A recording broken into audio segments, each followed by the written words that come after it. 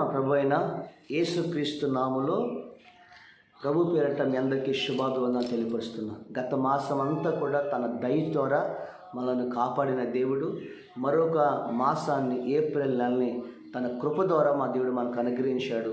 ఈ మాసం అంతా కూడా తన రెక్కల కింద దేవుడు మీకు తోడుగుండి మీరు చేయనదంతా కూడా దేవుడు మీకు మీ చేతిలో దేవుడు ప్రతి పనిని సఫలపరచుండగాక.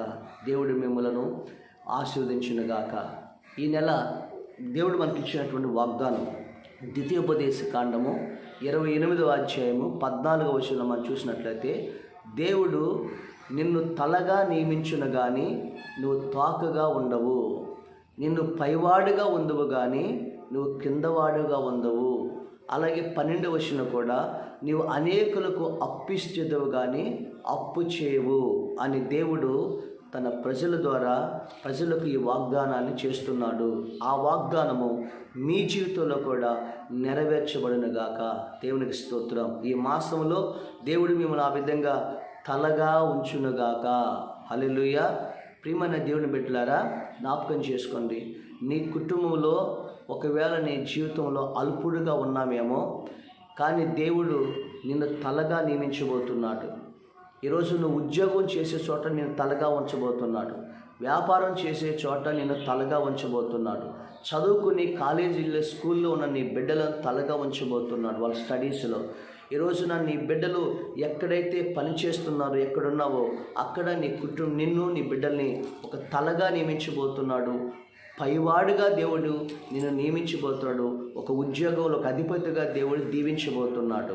జ్ఞాపకం చేసుకోండి, ఈ వాగ్దానం మీ జీవితంలో ప్రభు నెరవేరుస్తాడు. ఒకరోజు ఒక వ్యక్తి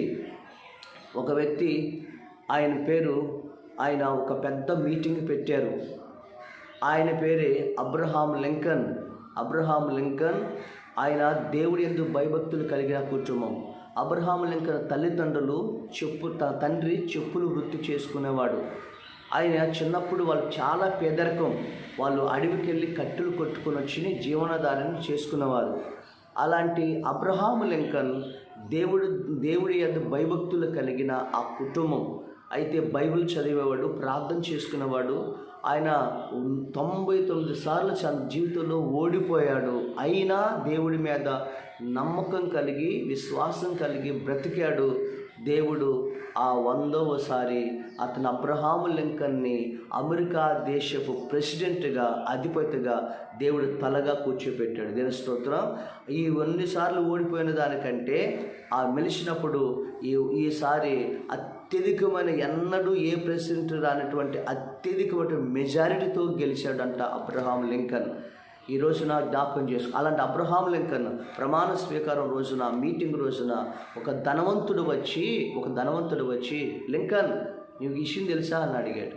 మధ్యలో ఏంటంటే, మీ నాన్న నా బూట్లు కుట్టేవాడు, నా బూట్లు పాలిష్ చేసేవాడు అన్నాడు.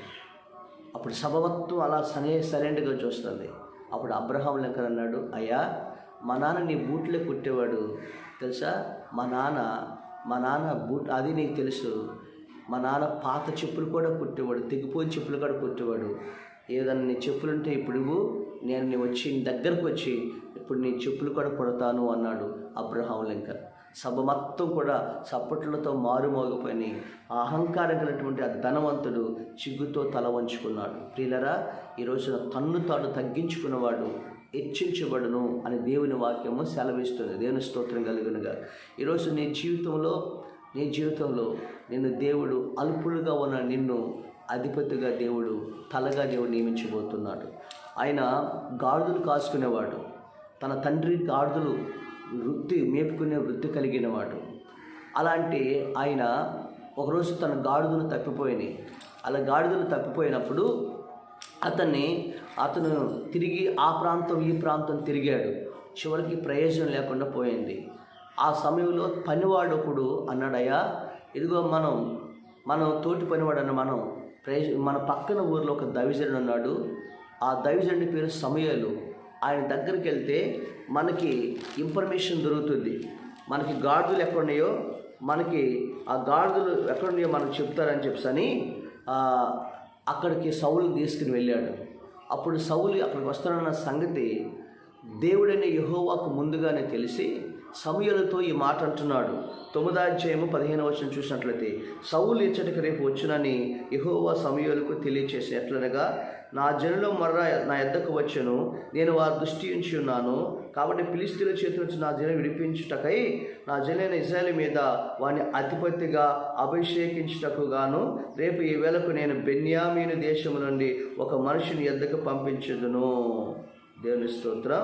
సౌలు సమూయేలునకు కనబడగానే, యెహోవా ఇతడే నేను నీతో చెప్పిన మనిషి, ఇదిగో ఇతడే నా జనులను ఏలునని అతనితో చెప్పాను.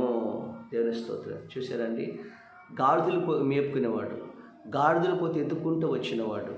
అలాంటిది ఈ సమూయేలుని తీసుకెళ్ళి దేవుడు ఏమంటున్నాడు చెప్పండి, ఇతను నేను ఇశ్రాయేలు ప్రజలకు ఒక అధిపతిగాను రాజుగాను నియమిస్తున్నాను అని ప్రభువు చెప్తున్నాడు. దేవుని స్తోత్రం.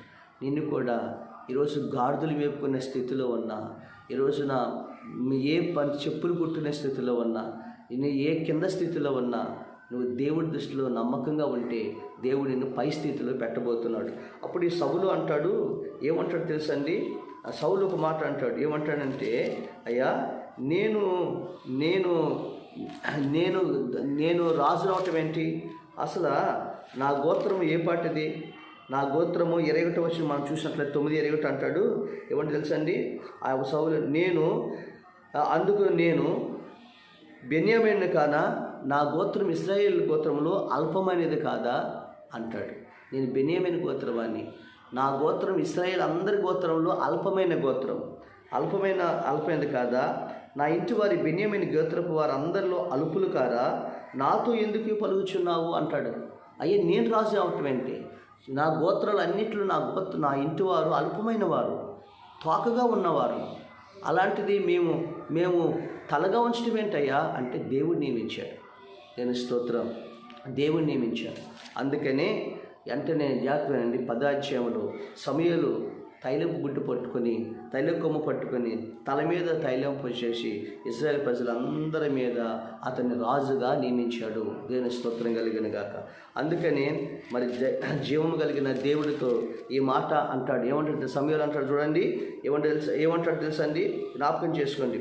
17వ వచనం, 15వ అధ్యాయం 17వ వచనం చూసినట్లయితే, అందుకు సమూయేలు, నీ దృష్టికి నువ్వు అల్పుడుగా ఉన్నప్పుడు ఇశ్రాయేలు గోత్రములకు శిరస్సు వైతివి, యెహోవా నిన్ను ఇశ్రాయేలు మీద రాజుగా అభిషేకించెను.